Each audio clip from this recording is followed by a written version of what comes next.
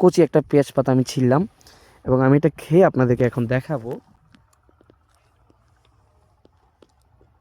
একদম কচি পেঁয়াজের মতো, পেঁয়াজের ফ্লেভারটা হচ্ছে মুখের মধ্যে একদম ব্লাস্ট করে এটা খেলে।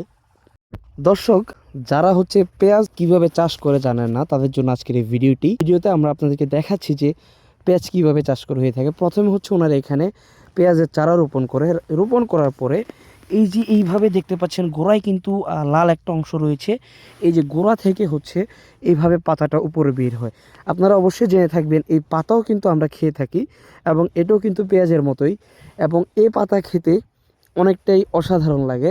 আচ্ছা আমিন ভাই, আপনি তো মাত্র এই পেঁয়াজ পাতা খেলেন, এই যে আরেকটা খাইতেছি। এই যে আমিন ভাই হচ্ছে পেঁয়াজ পাতা খাচ্ছে, এটার টেস্ট কেমন ভাই?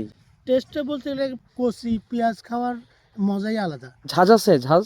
কিছুটা, তবে তেমন বেশি না, কিন্তু খেতে নিদারুণ স্বাদ।